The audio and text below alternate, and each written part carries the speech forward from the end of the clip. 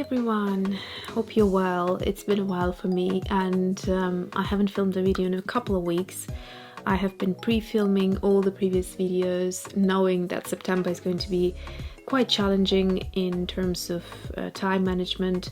Our little one started school this year and the start at our school has been super slow, and it's been 4 weeks pretty much. Most of the time he was at home, so yeah, I had to completely orientate my time towards my little one, and then whatever I could sort of manage in between I was doing, but predominantly had very little time to do any work.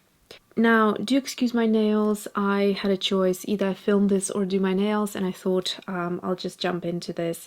So it's going to be a little catch up because I'm filming this, let's see, on the 30th of September, so technically in time, but I'm not sure when I'm going to publish it, possibly this Friday, which will be already October, or it might come up the week after, doesn't really matter. But I just wanted to do a little catch up. Hopefully this will be nice and brief and sweet. I have made some notes so that it's nicely organized. Yeah, it feels strange to come back into a video after you haven't done it for I'd say about 2 weeks and above. You come back feeling a bit rusty, so yeah. Okay, so one thing I want to start with, fashion journal. So some of you that have been with me for a while will probably recognize this art journal of mine, which is called Confessions of a Fashionable Mind. I picked this up at, I believe it was Home Sense, and it's sort of like a, you know, homeware type of a store, like TK Maxx, but with homeware.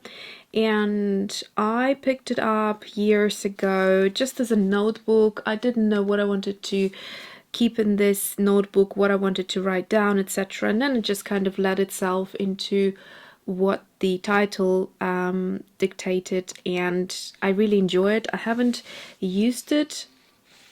I mean, you can see I started it in May 2017 and then done a few layouts here and then basically stopped using it. And it's really enjoyable because I use it as a color palette inspiration, as a textural inspiration, as a pattern inspiration. So whatever feels good to me on the day, I just stick things. I use different mediums like, you know, stickers. This is a good way to go through. Those of you that used to do, gosh, what is it called?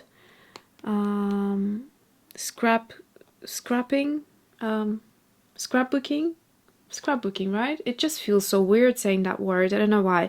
Anyway, yeah, so if you have loads of leftovers from there, I have loads of papers and stickers and alphabets and all of that. If they're nice and flat, you can totally use them in this way, and it's just a good way of creating inspiration pages, especially if it's sort of like a gloomy day outside, which we will have loads and loads of going now into winter.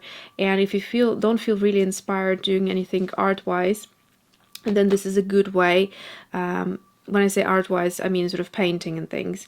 Then this is a good way to still keep you creative, keep your creative juices flowing, and then in a way documenting things. So you can see here I have some washi tapes, etc., with the names, and then again I change the color palettes, I change things around and just use different. So these are some of my illustrations here. And this was actually last ones. I didn't unfortunately stamp the date here, but I absolutely love this layout. This one, and then the next one was this, which is not finished. So this is here, this page, I'm supposed to write something on a typewriter and kind of stick it there. But yeah, it's not finished this side, but I have done this one. This is kind of looks like a lace, if you can see here in black paper. What I've done here is just taken black matte paper and then the foil pen thing, which I forgot the name for, but you know, it has different nibs to it, thick and thinner. I think this is the medium one I ordered, and then I used a Tim Holtz lacy stencil and just yeah, pushed the foil through it and created this kind of chic looking, almost like a fabric inspired lace type of a thing. And that's how I've done that. So yeah, this was the last layout. And then the other day it's not like suddenly I was sort of pulled into the fashion illustrations. I always have that passion, and in fact this is where it started for me years ago. I just started drawing these faces, and that's what my stamp set, these girls here, the heads were inspired by, is that style of a fashion illustration that I was really drawn to. And I always wanted to develop my fashion illustrations, but sometimes it works, most times it does not.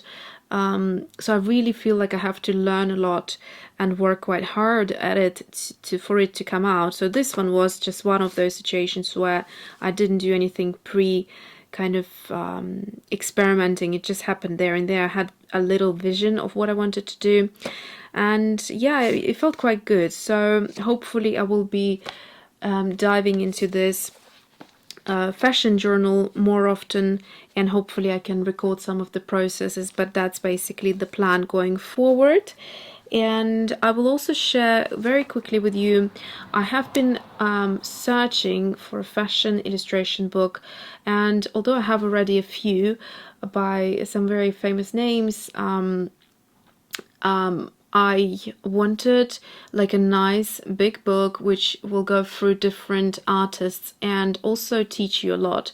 And it's been actually quite a struggle to find a book that I had in mind, and then I finally managed to get my hands on one, which there isn't really that great of a choice at all.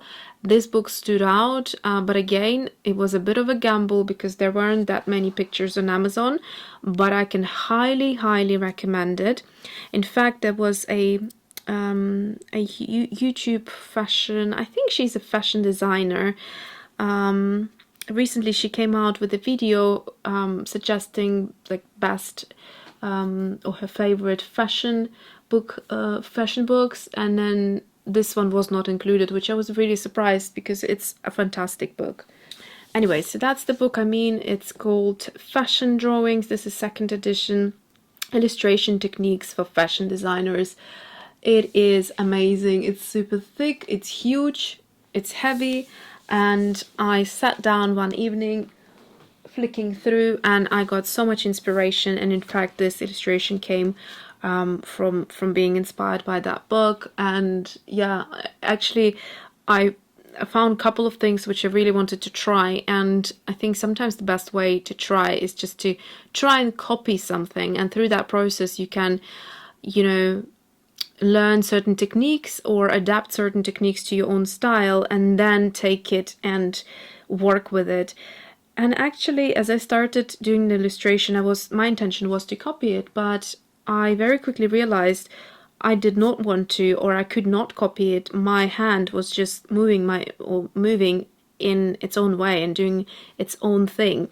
One day when I do, actually let me know if you want a book review for that book. It's fantastic. If you are into even not fashion illustrations but like face illustrations and all of that, it's beautiful. Yeah, so let me know if you want a book review and I can do that for you, and I will then show you that exact illustration that inspired this one.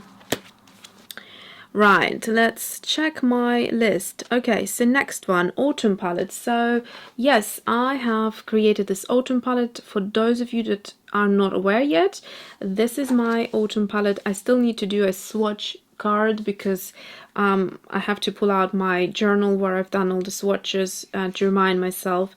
I roughly kind of know, I have familiarized myself with all the colors, but a couple of them are still sort of, especially here, they're quite similar when you look at them in the half pan sense, and then I think the rest of them I pretty much know. But yeah, if I want to pick something out of there, I kind of need to dip my brush first, so I do need a swatch card.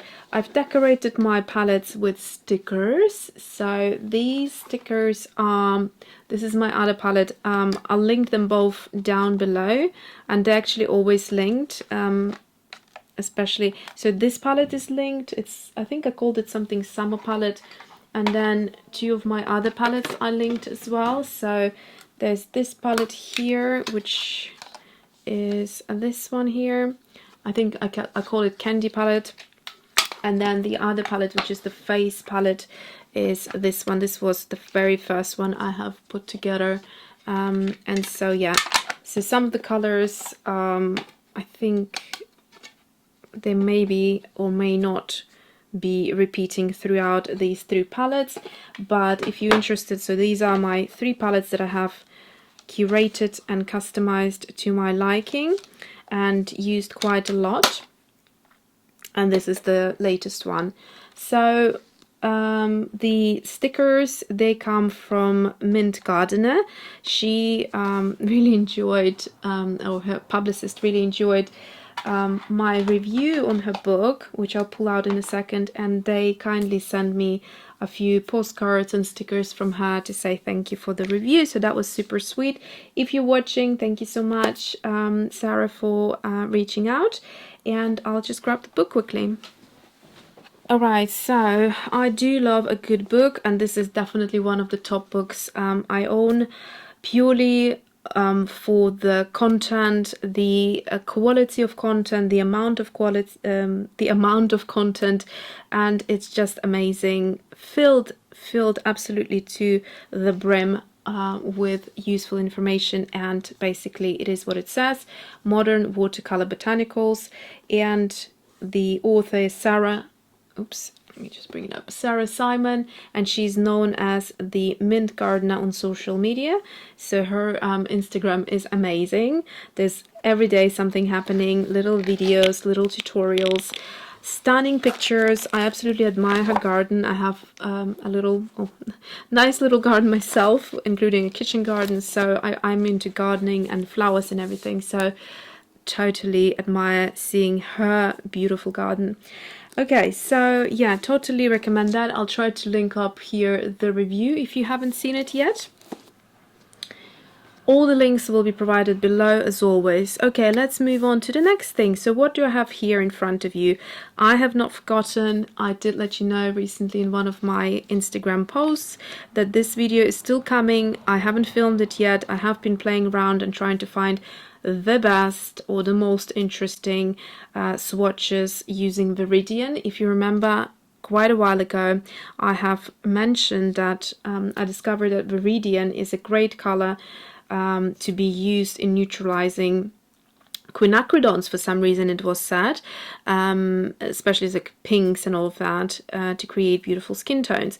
Now I've taken it beyond that, and I have explored it with other sort of watercolors and especially granulating colors, and I have come up with some really beautiful mixes which I can't reveal yet because like I said, I do want to make a dedicated video, but I'll just give you a little flip through of some of the colors you can create. It's a super useful color, and yeah, so that's still coming.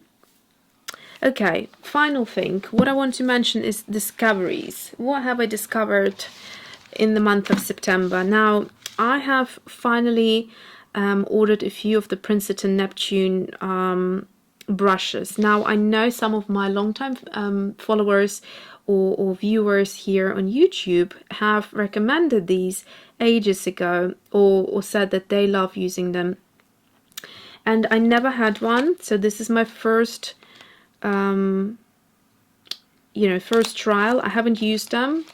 I do want to I ordered them, but I haven't had a chance to use them, is what I'm trying to say. But basically I've ordered a single brush here, which is a dagger brush. It's a 1/4 inch, and then I have this nice set. It's called Our Thirstiest Brush. So this brush is, from my understanding, it's so it says here animal friendly, and it outperforms natural squirrel, even release of color, animal friendly. So these are great for vegan lovers because it's a non-animal based product. So these hairs are in fact synthetic, but they meant to hold loads and loads of water, which is a typical squirrel brush would do. And so with the squirrel brush, you know, it's obviously, you know, made with squirrel hair. This one is not. So great for those of you who want to try something like that. Here we have the Aquarelle 3/4 inch, the round 4, the round 12, and oval wash, which is 1/2 inch. So 2 rounds like this, a 4 and a 12, which are great sizes. And then we have this one here, which is like a cat's tongue.